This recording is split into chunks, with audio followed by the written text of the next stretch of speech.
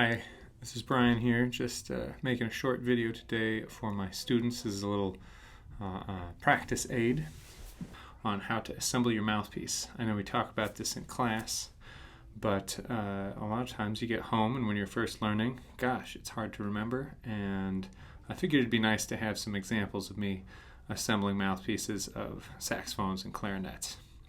I used a tenor saxophone for saxophone demonstration, and fear not, it is exactly the same on alto saxophone. So I hope you enjoy, watch this the first couple times you're working on putting your mouthpiece together. And anyone else who's not a student of mine, welcome, and feel free to use these. Videos are no substitute, of course, for actually meeting with an instructor and getting some feedback in person, but I think it really helps to have visual aid to use at home and to maybe make it a little bit easier to remember and learn things at the beginning.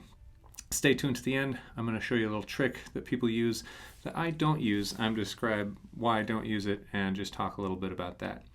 I hope you have a good one. Thanks so much. First, we're assembling the tenor saxophone with a Selmer CS80 and the stock ligature that comes with it, Selmer ligature. Notice it has one screw on the top. We need a reed, and we need the neck of our saxophone. Take the neck, put the base of it at your palm, and then use your thumb and your other fingers to work around the octave mechanism, right? So we're not putting any pressure on that. They're very delicate. With our left hand, we grab the mouthpiece, and we gently twist that on to the cork, to the right place where it's, if you've played it a few times, you're going to know where it's going to be in tune, and you want the bottom, if you look, the flat part that the reed attaches to is going to be pointing down towards the rest of the body of the saxophone. Should look just like that. Next, we're going to take our ligature and move it onto the mouthpiece. We always put it on first. This is very important to prevent chipping the reed at a concert, or when you're young and in band, you can be a little nervous before shows, and many times people have broken their reed. Notice one of my strategies is I don't touch the tip of the reed with my fingers. I think that puts wear on the reed. I use 4 contact points for control, 2 in the back and 2 in the front. You can see right now I'm loosening the ligature a little just to make sure everything can easily slide into the right place, and there's a little bit of tension so it stays there, and then once it's ready, I hold it down with my thumb and tighten it just tight enough to hold the reed down, but not so tight that there's a bunch of pressure on the screw. If you look here, the reed is right up to the tip. There's a hair's distance of mouthpiece visible beyond the tip of the reed, but they almost look right next to each other. After that, we apply the mouthpiece cap, and this is ready to play, ready to attach to the saxophone. Let's try it again with a different type of ligature. This time we're going to use a leather strap ligature. And now we're using a Jody Jazz HR mouthpiece. This is a Versa ligature from Ravner, very common, and it has one screw for tightening at the top and a leather strap that goes around the mouthpiece. Again, we're carefully holding the neck so as not to put any pressure on the octave mechanism. And the left hand just gently swivels the mouthpiece back and forth to slide it up the cork until it's in the right spot. Over time, you'll learn where the right spot is, and your mouthpiece plays in tune. Next, we put the ligature on again first before we put the reed on. Loosen it up a bit, get it ready. And we put the back of the reed, matching it up flat against the table, and then slide the ligature till it has just a little bit of contact. Notice I tighten it just a smidge so it lightly holds the reed, and I can move it around and everything isn't just falling all over the place. Once again, I'm using 4 points of contact, both thumbs and both pointer fingers, and I'm looking closely, usually from multiple angles with good lighting, to make sure I get the reed in just the right place. Once I've fiddled with it enough, I'm going to go ahead and take my thumb and press it on the ligature and then tighten it till it's as tight as I want it. You can look close at the placement of the reed. Once again, just a small amount of mouthpiece showing beyond the end of the reed. It's almost right even with the tip, and it should be exactly even right and left on the mouthpiece too. It's very important. This is one of the most important parts of putting your instrument together. Slight changes make a really huge difference. And that's ready. So now we're going to put the mouthpiece cap on. We always do that after we assemble it to protect the reed. And that's ready to put on the rest of our instrument. Now we've got a bit of a special example. This is a Gardala Crescent mouthpiece I got a long time ago. And we have an older Rovner ligature. Once again, to reinforce, we're going to hold the neck carefully with the base of the neck into the palm. We're going to twist carefully with the left hand to affix the mouthpiece to the neck. And the whole idea of this is to get it just in the right spot and to not put pressure on the octave mechanism. Next, we take our ligature, and this is a cool one. This is an Eddie Daniels. I don't think they make these anymore, but it's sort of what the Versa is now. And we put it on first again, and then put the reed in after the ligature's on. Now this mouthpiece has the interesting characteristic of being a little bit narrower than most of the reed brands I have. So when I'm lining it up right and left on the mouthpiece, a little bit of reed hangs over the table, or the flat part of the mouthpiece. So I'm feeling very carefully to make sure that it's perfectly even. Once again, I take my thumb, hold the ligature down to make sure it's in the right spot, and then tighten the reed on. You can see right here, I'll show you with my fingernail, we have a little edge of reed sticking out on this side. And on the other side, it is the same amount. I want them to be exactly even, just a little bit of reed sticking out. Totally even, right and left. It's really important. Reed placement, one of the biggest things you can do to help yourself. It's a little hard to see, but you can see there's just a tiny bit of the tip of the mouthpiece visible beyond the end of the reed. They're almost even right next to each other. There, you see it a little better. But very important. That one's ready. Now we put the mouthpiece cap on. Always put a cap on, protects the mouthpiece and the reed, both very important. And that's ready to put onto the body of your saxophone. Now it's time for bass clarinet, very similar to tenor saxophone. We have a more standard ligature. This is probably going to look like what a lot of you have, so this is going to be a good one. A little bit easier. There's not any gear to worry about on the neck here, and still hold it carefully and use the left hand to gently twist the mouthpiece in. Again, we put the ligature on first and then put the reed in second. That can be a little tricky to get a hang of initially, but it just pays dividends in the long run. You're not going to chip your reeds or have a mistake when you're nervous at a concert. A lot of high school concerts have seen a young instrumentalist chip their reed with the ligature because of some nervousness at the beginning of the concert. Notice here I try and keep the opening between the sides of the ligature even and right in the center of the reed. And then we tighten the screws back and forth just a little. We don't want this too tight. If you tighten it too tight, there will be so much pressure or tension on the screw that it'll break and pop out. And that's something that happens every once in a while in a band class in the early years.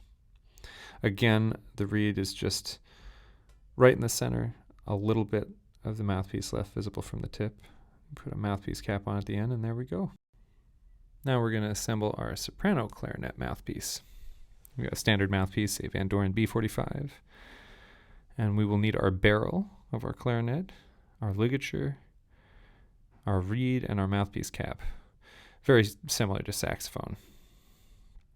So first things first, we're going to take the barrel and the mouthpiece and put them together. And this is important to do before you put the reed on. Notice this one's a little tight. It'd be very easy to push my reed out of alignment, and then I'd have to redo it anyway if I'd already put the reed on the mouthpiece at that point. Next, we're going to use this ligature. This is a cool one. This is a Van Doren Optimum ligature. It has one screw that pulls the sides together and pushes down that metal plate. Supposed to let the reed vibrate a lot. Lots of different types of ligatures out there. They all feel and sound a little different, so kind of fun to try them out. And again, we're going to use our same strategy here. Put the ligature on first, and then slide the reed on from the back. Notice we're using a synthetic reed this time. It's see-through. Sometimes those are a little hard to see. Good to get some practice with them too. We want it perfectly even right and left. And we want to place it so that just a tiny amount of the tip of the mouthpiece is visible beyond the reed. Again, I hold the ligature once it's right there with my thumb and tighten it to the desired tightness. And again, we don't ever really want to tighten more than we need to. Just enough is typically what we're going there. You can see here it's almost right even with the tip, just back a little. And then we put our mouthpiece cap on, and that's ready to go, ready to put on your clarinet.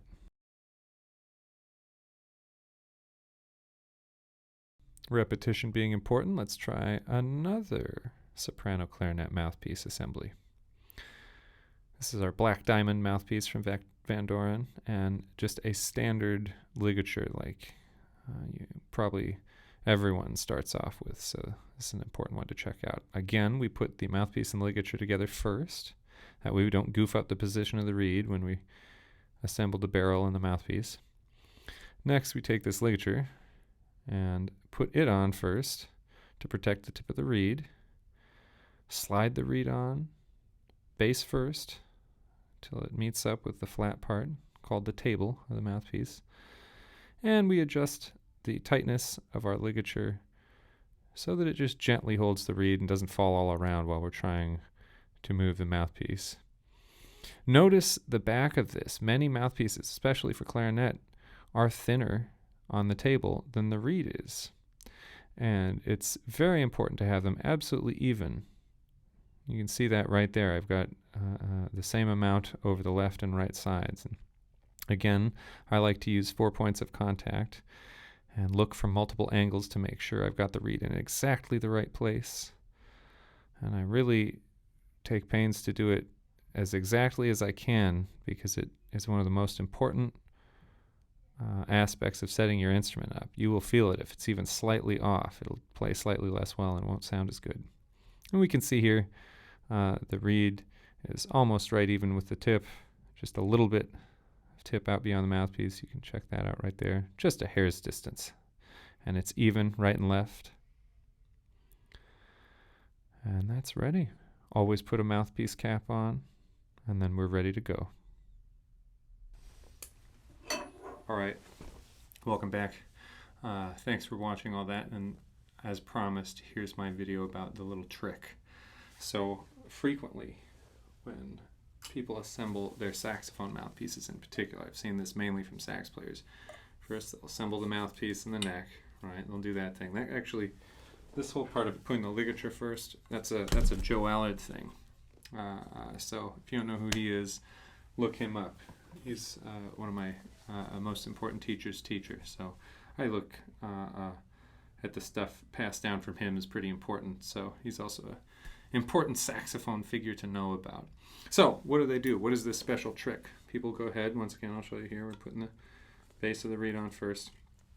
Now, a lot of people, when they're putting their reed together, they put their thumb right on the tip of the reed and slide in there. I've seen this a million times. I don't mind. There are tons of pro saxophonists who sound great that do that, and that's fine. And if that makes them happy, and if it thrills you, go for it. I don't know why. It just gives me the willies. I don't ever want to touch the tip of the reed with anything other than my lips. That's it. It's the only thing that's going to touch, or my tongue, right, when I'm articulating. So what they'll do is they'll get the finger in here and have it right away, just touching the thing right up on the tip, and then we'll have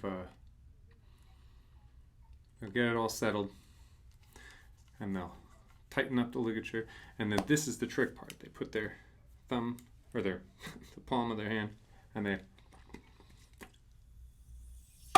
wait to see if it makes a suction seal sound. I don't do that. I never do that. I did that all the time growing up. I was taught that it is a trick. Yes, it demonstrates that your reed is sealing to the flat part to the table, and that you formed a clear seal in here. I suppose it could check a few things. It checks that your octave mechanism isn't leaking, and it checks that the reed or the table of the instrument aren't so warped or distorted in shape that they're allowing air to leak out. But, you know, for me, it takes no more time for me to just try a note or two on the instrument and then I'm going to know if I like or don't like the reed. And beyond that, when I was young, I hated so many reeds, and I thought they just played terribly. And as I practiced thousands and thousands of more hours and played a ton of gigs and took a lot of lessons with people, I discovered that, oh my gosh, I can make a crummy reed sound okay. It's like 90% of it is in your technique and in your playing. And different reeds, eventually, there are good and bad ones, but they start to just be more different than like, oh, this is terrible and this is great. I'm pretty convinced that a lot of the reeds I used back when I was young that I thought were terrible and that I angrily smashed up and threw into the trash were actually just fine. They were fine reeds, and I just didn't know how to make them work.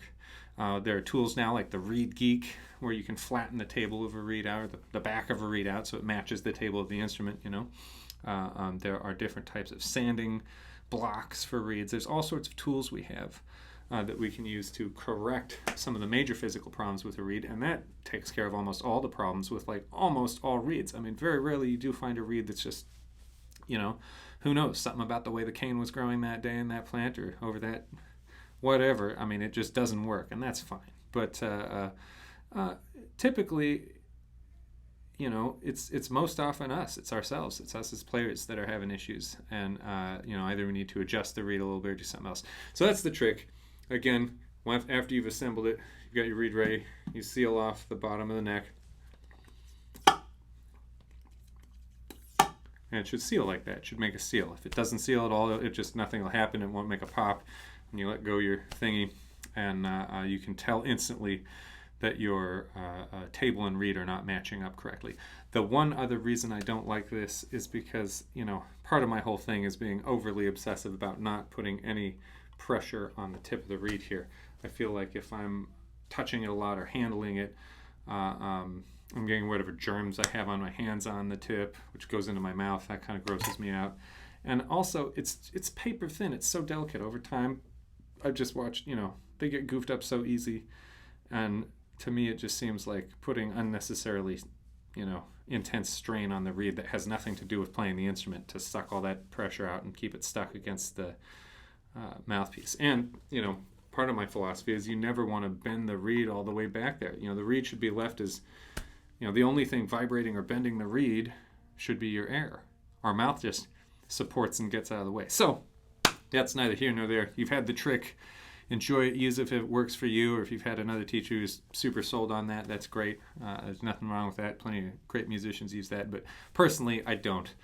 So I waited to show it to you till the end. I hope you enjoyed and found the video useful, and even if you're not one of my students, maybe you got something out of it, maybe not. I hope you had a great day, and I will talk to you soon.